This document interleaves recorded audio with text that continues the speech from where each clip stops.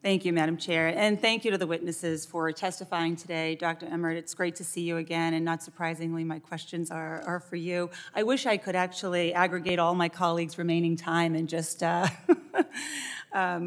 ask all my questions, but I think it's fair to say that for a long time, the main argument against allowing college athletes to be compensated for the use of their NIL was that it would effectively end college athletics as we know it. But based on what you've seen as president of the NCAA in the past 3 months since the association's new NIL policy went into effect, do you believe that college athletics are on the verge of extinction? Thank you for the question, Congresswoman. I think, first of all, the resistance among the schools, and it's the schools, of course, that make all of the rules of the NCAA, the resistance and concern of the schools were all those issues that we're discussing here and all the potential for this to go awry. If we can, in fact, have a framework that creates the guardrails we're talking about here, I think quite the opposite of being the end of college sports. I think it can be a wonderful educational adjunct for students. Yeah, I agree. I mean, look, if deals start to take the shape of resembling pay for play, which has been discussed today, I mean, it just highlights what we've known for years, and that's that there is a market for paying college athletes. And while NIL is only part of the solution, it is why we need to be really honest that athletes do work for universities and deserve the same rights as employees across other industries, especially as it pertains to striking that balance with academic experience versus athletics, their health and safety, which has been raised, and certainly equity. Dr. Emmert, you already stated for the record that a national standard is necessary on NIL. Do you also agree that the national standard should be as pro-athlete as possible? I'm sorry.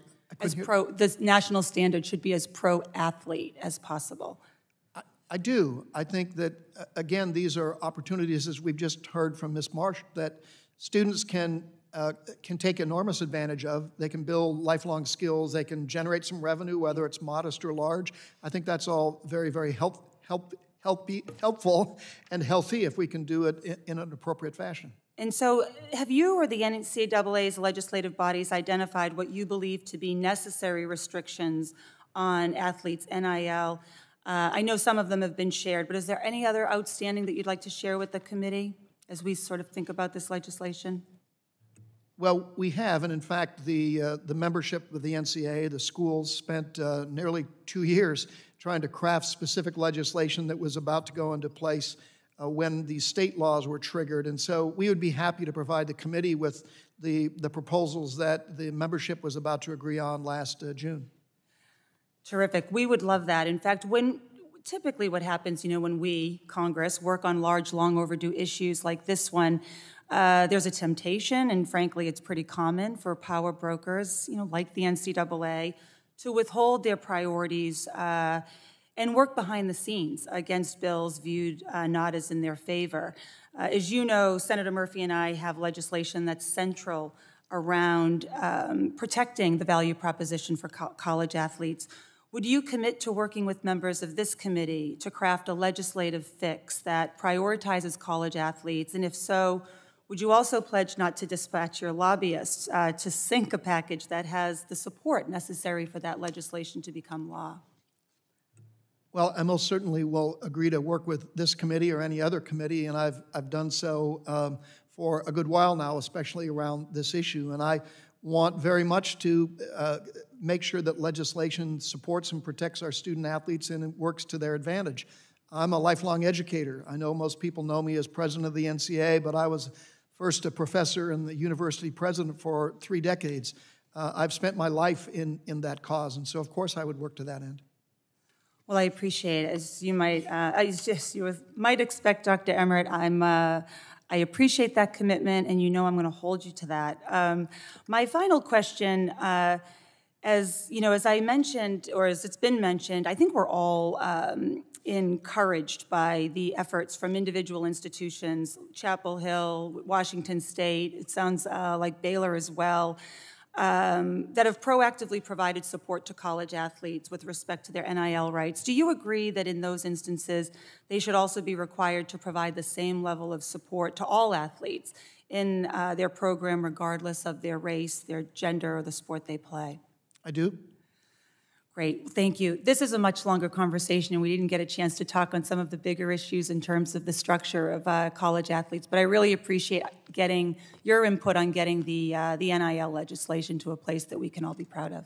Thank you, Congresswoman. I so appreciate the time. Dr. Emmert, according to data available from the Equity in Athletics Disclosure Act, there are 2,071 institutions of higher ed with athletic programs that are recipients of federal funds, 90% of which are still out of compliance with Title IX. In fact, 50 years after the passage of Title IX, females are being annually shortchanged by $1 billion in athletic scholarships and nearly 150,000 sports participation opportunities. It is also common knowledge that these institutions are providing significantly more dollars promoting and publicizing men's revenue sports, which has an adverse impact on female athletes seeking NIL employment in the open marketplace. So I have two questions. One, if a university only focuses on deals with its basketball and football teams, are they in violation of Title IX? And second question is, how is the NCAA ensuring that universities that assist athletes with NIL deals do so in an equitable manner? Well, I'm certainly not an expert on the legal nuances of Title IX around whether or not the relationship you're describing would be in violation of Title IX. So I won't offer an opinion on that. I do know that the individual schools and the conferences with which I'm most familiar work quite hard, as we do at the national level, to promote sports as equitably and assertively as we can. We do live in a society, and indeed perhaps beyond our society, where the majority of the highest profile sporting events are male dominated. That's a reality. Whether that makes sense or not is a different matter. And so when you look at where are the largest revenues that are coming in from media deals, for example, or where do you get the largest audiences, regardless of what a school's promotional model may be, they're typically football, which is, of course, the largest national sport, and then basketball. So whether or not their engagement around that violates Title IX, I simply can't say. What I can say is that we would very much like to see in federal legislation policies that make clear that institutions in the implementation of any Title IX engagement are doing so in a way that's completely equitable across genders and every other group, regardless of their sport, regardless of their gender. And I think that's certainly possible and plausible within legislation that could be passed. I'm going to move real quickly to yesterday's release of the NLRB's memo, because the NCAA put out a statement saying that college athletes are students who compete against students, not employees who compete against employees, and added that both academics and athletics are part of the total educational experience.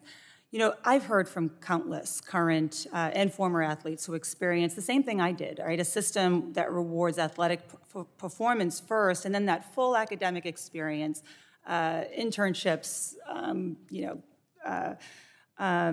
job opportunities, travel abroad,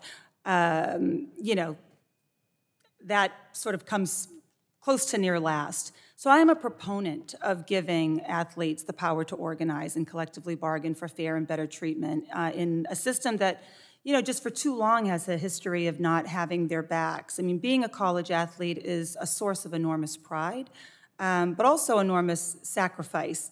And so making sure that we have an ability to give the power back to the athletes so that they can bargain for better athletic academic balance is key.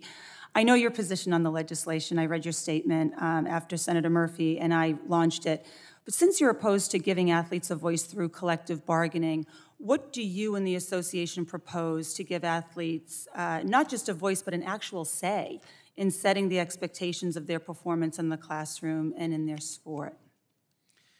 Well, if I can say this quickly, first of all, I think student athletes' commitment to their sports and their academic success is an enormous effort. It is extraordinary to me when I see what student athletes do in both the classroom and on the court or the field, and I'm incredibly proud of them. I do believe that there are many ways in which they should be provided more opportunities to strike a balance between those two, including more time to finish their degree or to continue in internships or a variety of other activities, as you point out. I think it's very hard to balance those two.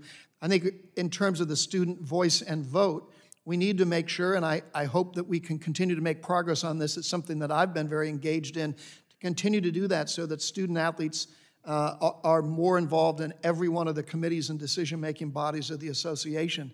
They're in 80 or 90% of them now, but we need more, and I support that clearly. Thank you. Could I just close, Madam Chair? Pardon me? Could I just have a second to close? I'll second to Thank you. close. Go ahead. I appreciate this. I know that there's a lot on the table, and I really do appreciate the testimony. It's informative.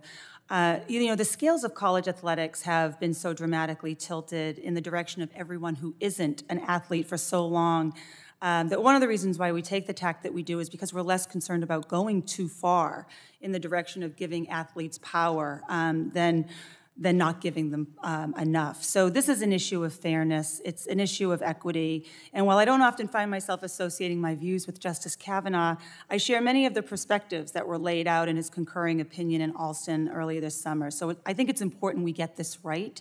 And that means getting it right for college athletes first and foremost. But thank you. This was, it was very helpful.